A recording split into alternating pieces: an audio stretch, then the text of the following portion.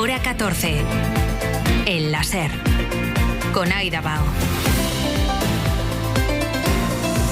2:30 de la tarde, 1:30 en Canarias. 11 días llevamos de 2026 y ya hay 3 personas que han muerto en España asesinadas por la violencia machista. La última víctima la hemos conocido esta mañana. La Guardia Civil ha detenido a un hombre de 60 años acusado de haber asesinado a su mujer de 58 en Olvera, en Cádiz. No había denuncias previas. Radio Comarca Sierra de Cádiz, Leandro Izquierdo, buenas tardes. Sí, buenas tardes. El asesinato ha tenido lugar esta madrugada cuando la Guardia Civil recibió un aviso a través del servicio de emergencias 112 alertando de la muerte de una mujer de 58 años en su propio domicilio. Según las primeras investigaciones, el fallecimiento se produjo presuntamente de forma violenta. Hasta el lugar se desplazó una patrulla que confirmó los hechos y localizó en la vivienda a su pareja, un hombre de 60 años con quien convivía y que fue directamente detenido. Fuentes de la investigación han indicado que el propio agresor había avisado previamente a uno de sus 3 hijos que el matrimonio tenía en común para informarle de lo ocurrido. De manera inmediata se activó el protocolo judicial para casos de violencia de género. Remedios Palma es la alcaldesa de Olvera. Y una mujer pues muy conocida. Estamos en estos momentos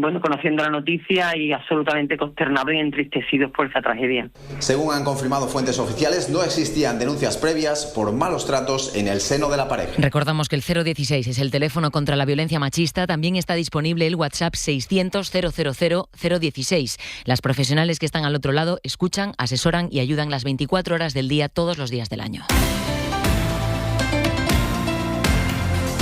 Este es uno de los titulares de un domingo en el que también seguimos muy atentos a Venezuela y al cambio de paradigma geopolítico que está tratando de implantar a nivel mundial la administración de Donald Trump. Pero antes, la cita deportiva que tenemos para poner el broche a esta semana. Se acabó en Jeddah la primera semifinal, color azulgrana.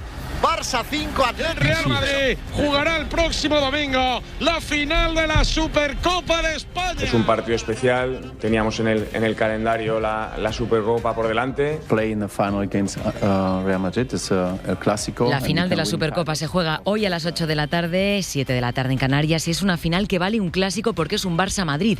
En Jeddah, en Arabia Saudí, siguiendo al Barça, Lluís Flaquer. Flaqui, buenas tardes.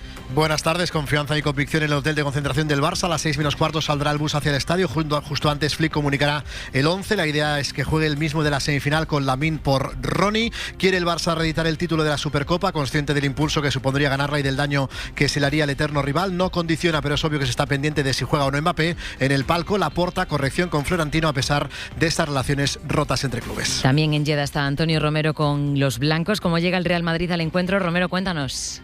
Hola, ¿qué tal? Muy buenas. Desde el hotel de concentración del Real Madrid, paseo marítimo aquí en Jeddah. No ha habido mucha actividad durante toda la mañana. Ayer a última hora llegó el presidente del conjunto blanco, Florentino Pérez, que evitó el contacto directo con el presidente del FC Barcelona, Joan Laporta. Todos pendientes de lo que pase con Kylian Mbappé, recuperado Rodrigo, recuperado Asensio, probablemente con Rüdiger en el equipo titular. La incógnita fundamental es saber si Mbappé va a estar de inicio en el 11 inicial o lo utilizará Xabi Alonso un ratito en la segunda parte. Pues a partir de las 3 de la tarde toda la previa en Carrusel Deportivo y a partir de las 8 lo narrarán nuestros compañeros de deportes. Y añadimos a todo esto la previsión meteorológica marcada hoy sobre todo por el riesgo de aludes en el Pirineo. Hace hoy algo menos de frío que ayer y tiempo seco en casi todo el país. Natalia Santamaría, buenas tardes. Buenas tardes, Aida. Eso es. Hoy el cielo estará despejado en la mayor parte del país. Hará sol en la costa mediterránea, las islas y el centro peninsular. Las excepciones serán Galicia, con lluvias puntuales a lo largo del día, y Castilla y León, donde estará nublado. Aunque, a pesar del sol, como decías, la acumulación de nieve en los últimos días deja hoy avisos amarillos por aludes en zonas del Pirineo, más en concreto en los Pirineos de Lleida, Huesca y Navarra. También Galicia tiene aviso por oleaje en la costa de A Coruña. Las temperaturas ascenderán hoy notablemente en el norte. Puntos de Asturias alcanzarán los 17 grados, igualando las máximas del sur de la península como Málaga o Almería. Pero las más altas del país estarán en Canarias, donde se llegará a los 20 grados. El tiempo está complicando la circulación en algunas carreteras de nuestro país. También las protestas de los agricultores que continúan por el acuerdo entre la Unión Europea y el Mercosur. ¿Cuál es la situación del tráfico a esta hora, Adrián del Pozo? La nieve afecta a 20 carreteras, todas de la red secundaria. Lo peor, según informa la DGT, está en Navarra, Castilla y León y Huesca. En cuanto a las protestas de los agricultores, permanecen cortadas en Cataluña, la AP7 en Figueras, en Girona, la A2 en Molledusa, en Lleida y el acceso al puerto de Tarragona por la A27. En la Comunidad Valenciana, las protestas mantienen cortada a esta hora la Nacional 3 en Requena. Hora 14. Aida Bao. Estados Unidos insta a sus ciudadanos a abandonar Venezuela porque aseguran que en la calle hay milicias armadas en busca de estadounidenses, algo que el chavismo ya ha negado rotundamente. La presidenta encargada, Delcy Rodríguez, ha vuelto a intervenir en las últimas horas para volver a recalcar que en Venezuela existe un gobierno constitucional tras la salida de Maduro. En la frontera entre Colombia y Venezuela sigue nuestro enviado especial Nicolás Castellano. Nico, buenas tardes. Hola, buenas tardes, Aida. Mientras, Nico, Donald Trump se presenta ahora como el protector de un país soberano al que planea, recordamos, quitar su petróleo. Sí, por un lado Trump da por asegurada la situación en Venezuela porque dice que ahora lo protege su ejército, y en esa misma publicación de esta mañana sube la amenaza a Cuba señalando que durante muchos años vivió de grandes cantidades de petróleo y dinero de Venezuela, pero que esto se acabó, no habrá más, cero, dice. Tan solo unas horas después de que su propio gobierno emitiera un comunicado de seguridad instando a sus ciudadanos a abandonar Venezuela por la inseguridad de supuestos grupos armados chavistas en las calles, desmentida de inmediato por el gobierno chavista, Trump se ha despertado publicando en su red social que Venezuela tiene ahora a los Estados Unidos de América y el ejército más poderoso del mundo para protegerle, y que ya no necesita la protección de matones, todos muertos, en referencia, dice, a la Guardia Cubana de Maduro, y amenaza al gobierno cubano diciéndole que lleguen a un acuerdo o será demasiado tarde. Sobre la situación interna en Caracas, el chavismo insiste en lanzar un mensaje de unidad. Chávez nos lo dijo, de mantener la unidad. La fortaleza del chavismo está en la unidad. Y pase lo que pase, mantener la unidad entre nosotros. Confianza en Delcy, confianza en Jorge, confianza en Diosdado. Maduro Guerra, Nicolásito, está ganando cada vez más protagonismo en los actos diarios que reclaman la libertad de su padre, del que ha trasladado su primer mensaje desde la cárcel. Los abogados nos han dicho que está fuerte, que no estemos tristes. Dijo que no estén tristes, que nosotros estamos bien. Somos unos luchadores.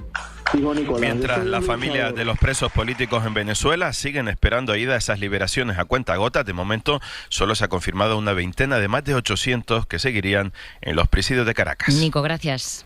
Un abrazo.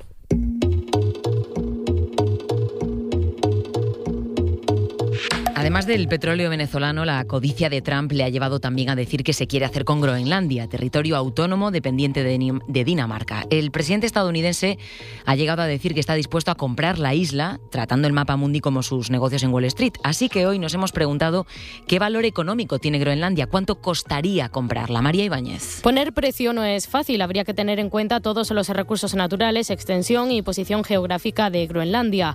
Según el Foro de Acción Estadounidense, una organización independiente de investigación, tomando como referencia el valor actual de los recursos minerales, la isla ártica costaría unos 186.000 millones de dólares. La misma organización calcula su precio como una operación inmobiliaria, es decir, si Estados Unidos comprara todos sus edificios. El precio sería de 2,76 billones con B de dólares. En su primera legislatura, Trump ya puso sobre la mesa un valor de entre 30.000 y 70.000 millones de dólares para comprar Groenlandia, y ahora estaría dispuesto a pagar a cada groenlandés entre 10.000 y 100.000 dólares. La isla tiene 56.000 habitantes. Esta vía la estudia a Trump para convencerles. El investigador principal del Real Instituto Elcano, Ignacio Molina, descarta que le pueda servir para conseguir Groenlandia. Luego no quieren formar parte de Estados Unidos. Ni siquiera está claro que eso fuera a resultar en un beneficio material para el groenlandés, que disfruta ahora mismo pues de una protección social muy avanzada, que es la propia de Dinamarca. Dinamarca, por su parte, ya ha dejado claro que la isla ártica no está en venta. Hoy en Matinal Ser hemos hablado con Ramón Larramendi, explorador español que lleva más de 30 años residiendo en Groenlandia. Asegura que el sentimiento proestadounidense se está reduciendo allí a marchas forzadas y que aunque militarmente no tengan nada que hacer contra Estados Unidos, si sucediera lo imposible, que es que Washington intentase conquistar la isla, ellos tratarían de defenderse. Era un país razonablemente proamericano, pues se ha convertido, ahora mismo la opinión pública es inequívoca, clara y prácticamente unánime. Están pues absolutamente, totalmente en contra, bastante indignados, con ser una mercancía, digamos, ¿no? Groenlandia está en una fase de descolonización de Dinamarca. Entonces, pues es como, obviamente no queremos salir de una descolonización para entrar en otra colonización. Por otro lado, son conscientes de su fragilidad. 56.000 personas en un país gigantesco, pues es difícil ser totalmente independientes, ¿no? Con esas limitaciones, y hay siempre una necesidad de con quién te asocias, ¿no? Todo el mundo tiene en su casa 2-3 rifles, porque son cazadores. Todo el mundo decía, pues nos defenderemos y haremos la resistencia. O sea, que de broma un poco, pero yo con la gente que he hablado decía, por supuesto que nos defenderemos, aunque por supuesto no tienen nada que hacer desde el punto de vista militar, pero desde el punto de vista del estado de ánimo de la población, sin duda sería ese el estado de ánimo. Hora 14. Aida Bao. Quienes también están mostrando su rechazo a la actitud de matonismo geopolítico de Donald Trump son los mexicanos. Somos dos países iguales y platicamos, negociamos, trabajamos, pero hay algo que no está en negociación. Y esa es la independencia y la soberanía de la patria. La presidenta mexicana Claudia Sheinbaum vuelve a insistir ante la tentación de la Casa Blanca de intervenir en México con la excusa de los narcos. Lorena Carramolino, buenas tardes. Buenas tardes, Aida. El jefe de la diplomacia estadounidense, el secretario de Estado Marco Rubio, justifica la salida de Estados Unidos de 66 organizaciones internacionales, hablando abiertamente del fin del sistema internacional actual por su derroche, dice, e ineficacia. A estas 66 organizaciones las considera un obstáculo para la paz, la prosperidad y la libertad en el mundo. Son palabras textuales del comunicado emitido por el Departamento de Estado estadounidense que lidera Marco Rubio. Así justifica esta retirada de Estados Unidos de organizaciones como la de la ONU para la Igualdad. Rubio dice que es incapaz de definir qué es una mujer, o la Convención de Naciones Unidas ante el Cambio Climático, que tacha de alarmista. Marco Rubio añade que Estados Unidos no va a dar más cheques en blanco a estas entidades porque son derrochadoras, y proclama así el fin del sistema internacional. Esto es algo que la Casa Blanca lleva tiempo defendiendo. En la última Asamblea General de la ONU, Donald Trump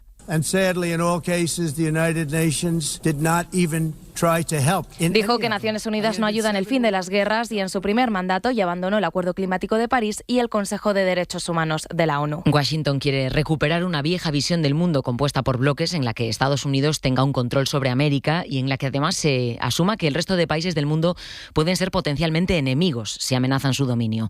Trump no para de aludir a la doctrina Monroe, hasta el punto de que habla de doctrina Donroe.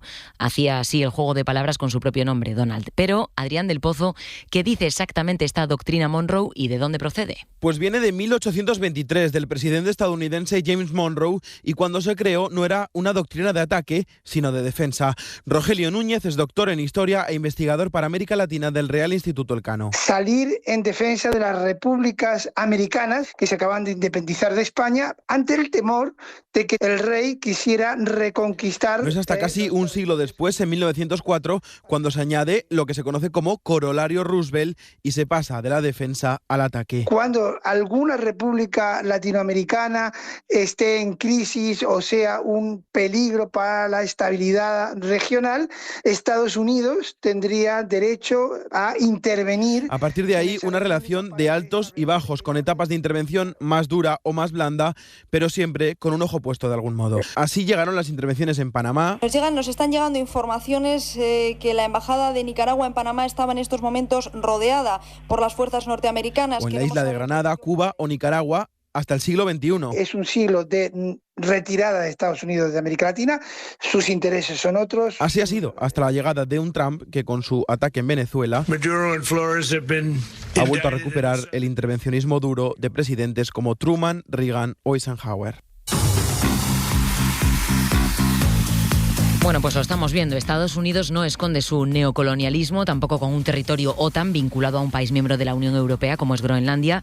Y mientras, ¿qué dice la Unión Europea? ¿Se está moviendo algo en Bruselas de verdad o todo se limita a declaraciones diplomáticas diciendo que están muy preocupados? Vamos a la capital comunitaria. Enrique García Pozo, buenas tardes. ¿Qué tal? Buenas tardes. Hay voces en Bruselas que hablan directamente de parálisis de las autoridades comunitarias, que más allá de recordar que el futuro de Groenlandia lo deciden los daneses y los groenlandeses, critican que no utilicen ningún tipo de estrategia que permita disuadir las amenazas de Donald Trump, incluso la posibilidad de algún tipo de sanción. Amenazas que también han puesto de relieve el poco margen que tiene Bruselas, que de momento, además de las palabras, solo ha lanzado una consulta pública para actualizar su política en el Ártico. De ahí que varias capitales, encabezadas por París y Berlín, aseguran estar analizando mecanismos para responder a Washington. Quien no ha entrado en valorar las amenazas y el lenguaje de Trump ha sido el secretario general de la OTAN, Mark Rutte, que no se ha pronunciado desde el martes, cuando decía que compartía el análisis de la Casa Blanca, que hay que reforzar la defensa en el Ártico, pero decía que los daneses están dispuestos a que Estados Unidos aumente su presencia militar en la isla. Los grupos parlamentarios piden más contundencia a las autoridades comunitarias y esperan discutir la respuesta de Bruselas en el primer pleno del año en 2 semanas en Estrasburgo. Aquí en casa los partidos políticos terminan la semana y van a empezar la que viene a vueltas con el nuevo sistema de financiación para las comunidades autónomas que ha propuesto el Gobierno y que incluiría 21.000 millones de euros más para las comunidades autónomas. Un sistema que no convence a la derecha. Desde el PP creen que es una cesión a Cataluña, aunque el Ejecutivo asegura una y otra vez que será beneficioso para el conjunto del país. Hoy Núñez Feijóo desde A Coruña ha dicho que el presidente del Gobierno solo trata de ganar tiempo con esta propuesta. Allí está David Junquera. Buenas tardes. Buenas tardes. Ganar tiempo subiendo los impuestos para darle recursos a los separatistas. Esta es la ecuación, según un Feijóo que lo resume así. Una financiación a la carta que abunda en lo de siempre. El separatismo exige y los españoles pagan. Eso no es posible. El presidente del PP lamenta que las leyes no estén preparadas para un Sánchez que las incumple y por eso ha hecho una promesa: reformar el suplicatorio para evitar algo que ha ocurrido únicamente una vez, que el Congreso se niegue a que alguno de sus diputados sea investigado por los tribunales. Esto no puede ser. Ningún político puede tener derecho a usar el suplicatorio para librarse de la justicia. Ningún político puede tener derecho a asegurarse la impunidad. En política internacional, aviso importante del líder del PP: no van a apoyar el envío de tropas a Ucrania si antes no hay explicaciones. El Partido Popular está con Ucrania, pero con la misma contundencia le digo que no está con un gobierno mentiroso y tramposo. Y en referencia a Venezuela, Feijóo sentencia que la historia terminará juzgando a Zapatero y Sánchez por su posición sobre Maduro. Junquera, gracias. Gracias, hasta luego. El próximo miércoles es el Consejo de Política Fiscal y Financiera al que se espera que acudan también las comunidades autónomas del Partido Popular, un consejo al que irá este nuevo modelo de financiación autonómica, pero lo que realmente condiciona que esta propuesta, este nuevo modelo, sea una realidad o no, es el Congreso de los Diputados. Carlos Sevilla, buenas tardes. ¿Qué tal? Buenas tardes. Y la propuesta de financiación del Gobierno llega al Consejo de Política Fiscal y Financiera del miércoles con el rechazo anunciado por las comunidades gobernadas por el PP y por Castilla-La Mancha, presidida por el socialista García Paje, y con el único apoyo explícito de Cataluña. No obstante, el Consejo de Política Fiscal es un órgano consultivo, no vinculante, y como dices, donde se va a decidir la aprobación o no del nuevo modelo será en el Congreso. Y ahí el Ejecutivo lo tiene difícil, sobre todo porque necesita el apoyo de Junts, que de momento no està por la labor. És pitjor que un mal acord. Yo creo que es una chacada de camisa. Hoy mismo su vicepresidente decía en una entrevista en El Nacional que el acuerdo con Esquerra es peor que un mal acuerdo y lo calificaba de engaño, de estafa. Los de Puigdemont exigen que se publiquen las balanzas fiscales antes de sentarse a negociar y en última instancia reclaman un modelo de financiación propio como tienen en Euskadi y en Navarra. Sobre la formación de gobierno en Extremadura, la ultraderecha dice ya abiertamente que quiere entrar en el gobierno de María Guardiola, algo que la Popular ofreció ya a Vox. Santiago Abascal ya dice que su partido quiere, para empezar, la vicepresidenta de la Junta. Hay que estar en el gobierno. ¿Cómo hay que estar en el gobierno? Hay que estar con una vicepresidencia que tenga sus consejerías, el número de consejerías proporcionales a nuestra representación en las elecciones. Declaraciones de Abascal hoy en OK Diario. Y sobre la gestión de la Dana, ojo a lo que va a suceder mañana en sede judicial ante la jueza que está investigando la gestión política de la tragedia. La exconsellera de Emergencias de la Generalitat Valenciana, Salomé Pradas, se va a someter a un careo con el que fuera el jefe de gabinete del presidente Mazón, José Manuel Cuenca. Este último ocultó el contenido de los WhatsApps intercambiados con Pradas la tarde de la tragedia, en los que le decía a la responsable de Emergencias que se quitase de la cabeza la posibilidad de confinar a la población. Radio Valencia, Adrián Sánchez. El careo es algo excepcional como elemento probatorio, pero la jueza lo ha autorizado dadas las contradicciones entre los dos. Salomé Pradas, que está imputada y que se enfrenta a 230 homicidios por imprudencia, aportó las conversaciones por WhatsApp con José Manuel Cuenca, la mano derecha de Mazón, en las que se puede leer cómo él trata de condicionar las decisiones que se estaban tomando en el CECOPI, con mensajes en los minutos críticos insistiéndole en que no se puede confinar a la población.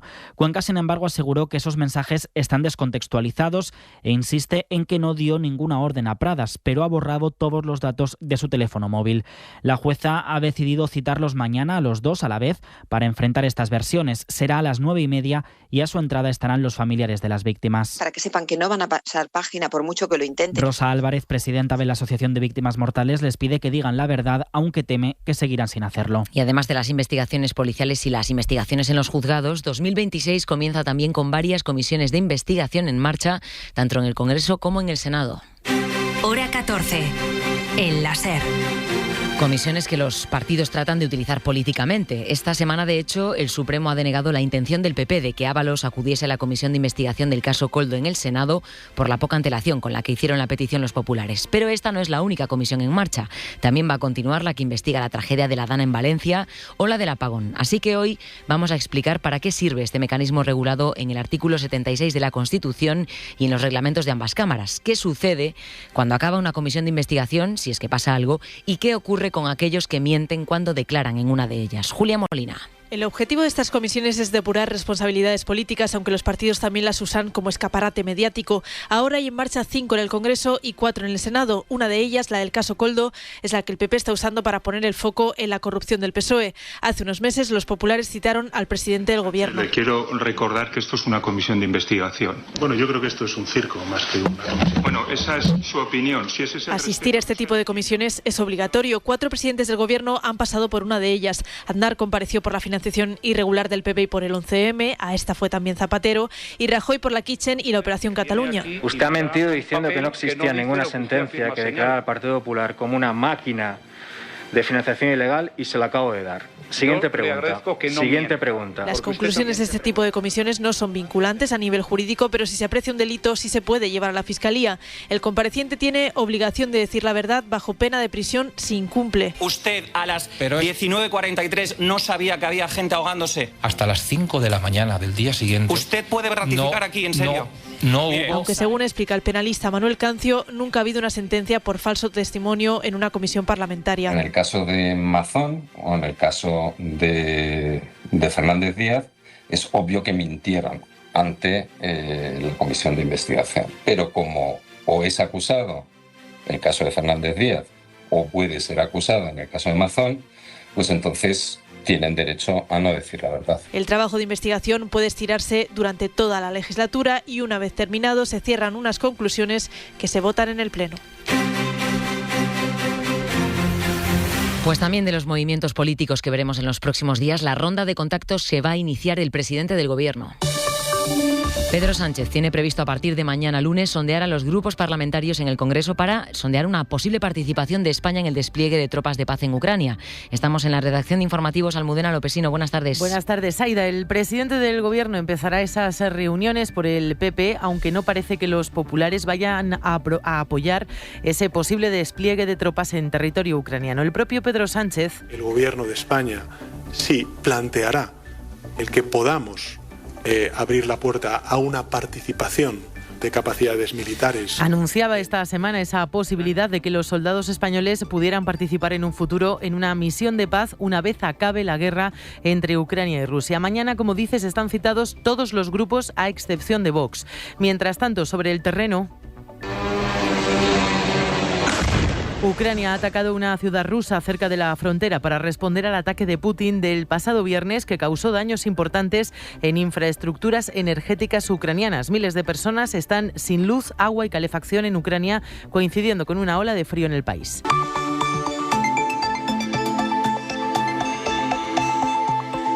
El Foro Económico Spain Investors Day, punto de encuentro de la inversión en España, reúne a los inversores internacionales, empresas españolas y el equipo económico del Gobierno para analizar los desafíos económicos y planes de futuro de nuestras empresas. Patrocinan BNP Paribas, Exxon, Deloitte, Endesa, Letter One, CecaBank, ESADE, BME y Prisa. SID es una empresa de estudio de comunicación. Hora 14. El láser. Aida Bao. Vamos ya con la situación en Irán, sumido en la mayor crisis que se han visto allí en las calles en más de 3 décadas. Miles de personas que desafían al régimen de los ayatolás y que están recibiendo el apoyo, entre otros, de Estados Unidos, que este fin de semana ha dicho que está preparado para intervenir allí en Irán. ¿Qué opciones baraja el Pentágono? Corresponsal en Washington, Sara Canals. Pues según han informado altos funcionarios de la Casa Blanca al New York Times, el presidente Trump está estudiando ataques puntuales, limitados, como por ejemplo bombardear objetivos no militares en la capital, en Teherán. Irán. Explican que aún no ha tomado una decisión final, pero que lo está considerando muy seriamente. Y en este contexto, Estados Unidos está en contacto con Israel, el principal aliado en la región, y que se ha puesto en máxima alerta ante un posible ataque norteamericano. Ayer el jefe de la diplomacia estadounidense, Marco Rubio, y el primer ministro israelí, Benjamin Netanyahu, hablaron por teléfono para abordar precisamente las protestas en Irán. A la posición de Estados Unidos ha respondido ya el régimen iraní, amenazando con atacar objetivos militares y navales de Estados Unidos si interviene en las protestas. En Oriente Próximo, siguiendo la situación en Irán, está Nuria Garrido. Buenas tardes. ¿Qué tal? Buenas tardes, Aida. Pues parece que el régimen de los ayatolás no quiere achantarse ante las amenazas que le está lanzando Donald Trump, y hoy el presidente del Parlamento iraní, Mohammad Bagher, como estabas explicando, ha aseverado que si les atacan sus bases militares en Oriente Próximo serán sus objetivos legítimos, además de advertir que también bombardearían a Israel. Mientras tanto, en Irán, donde esta pasada noche han proseguido las protestas, ONGs locales han denunciado que en las morgues los cuerpos llegarían a cientos y que la mayoría son de jóvenes entre 18 y 22 años que recibieron disparos a corta distancia. No abandonen las calles, pronto estaré con vosotros, ha dicho hoy de nuevo Reza Pahlavi, el príncipe heredero de Irán y exiliado en Estados Unidos, en un mensaje publicado en sus redes sociales, pidiendo a los iraníes que esta tarde vuelvan a salir a inundar las calles en Irán para pedir el fin del régimen de los ayatolás. Y Siria es otro de los puntos calientes para Estados Unidos. Allí Washington ha lanzado este fin de semana un ataque a gran escala contra el Estado Islámico en represalia por el atentado del ISIS el pasado diciembre, en el que murieron 2 soldados y un intérprete estadounidense.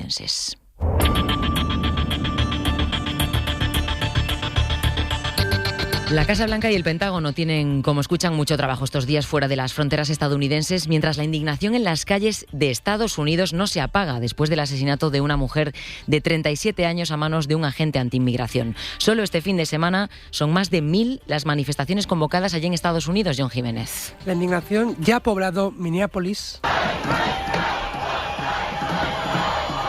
Portland y otras tantas ciudades de Estados Unidos, después de que el miércoles un agente del Servicio de Inmigración y Control de Aduanas, ICE por sus siglas en inglés, matara a una ciudadana estadounidense en Minneapolis, en plena macrorredada contra migrantes. El agente metió la pistola por la ventanilla del coche y le descerrajó estos 3 disparos. Todo esto en plena campaña de deportación masiva de migrantes emprendida por Trump en su segundo mandato. Desde que llegara al poder, hace un año ha convertido a la agencia en una de las más poderosas del país. Ya cuenta con unos 30.000 agentes y dispone de más fondos que el FBI o la DEA. En este último año, el ICE ha deportado a unas 600.000 personas y ha matado a 5. La agencia está habilitada desde septiembre a detener a gente solo por su perfil racial, por su color de piel o por hablar castellano. Hora 14. Lo que pasa, lo que importa.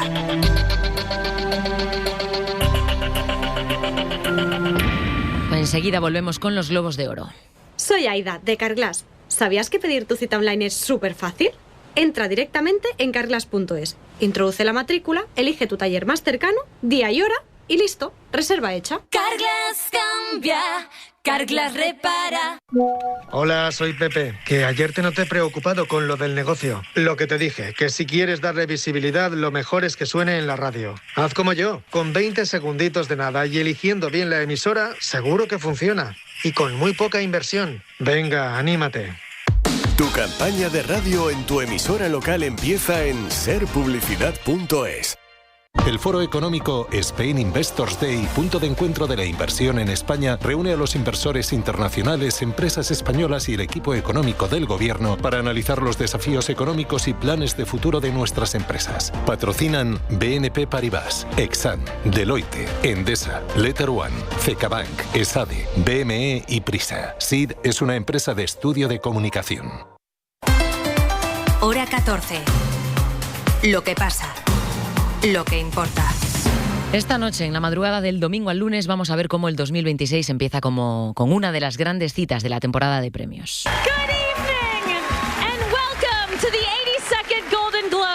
Esta noche se entregan los Globos de Oro, los grandes premios del cine, también de las series después de los Oscars, y en los que este año se ha hecho un hueco Sirat, la película española del gallego Oliver Laxe. Con Pepa Blanes hacemos como siempre la quiniela. El cine español tiene dos posibilidades esta noche en los Globos de Oro. Los premios de la prensa más abiertos, diversos y europeos que nunca han nominado a Sirat en película internacional y en banda sonora, la del músico Candin Rey. Es mi hija. Hace 5 meses que no sabemos nada de ella. Hay otra fiesta en el desierto. Compite con Valor Sentimental, Dramón noruego, que es una de las más nominadas, y con La iraní, Un simple accidente, que también se ha colado en categorías importantes como Mejor Dirección. Sin embargo, la gran favorita es Una batalla tras otra, protagonizada por DiCaprio. ¡Maldita sea! ¡Viva la revolución! Marty Supreme con Timothée Chalamet es otra de las candidatas fuertes, y en drama, ojo a Hamnet, la adaptación de la novela de Maggie O'Farrell sobre la vida privada de Shakespeare. En televisión lo cierto es que todo es más convencional. The Pitt, la nueva serie de médicos, podría ser la ganadora de una noche donde habrá humor, una defensa del cine y que dará inicio a la temporada de premios. Nos vamos mañana más hora 14 con Javier Casal. Adiós. Hora 14 en la SER.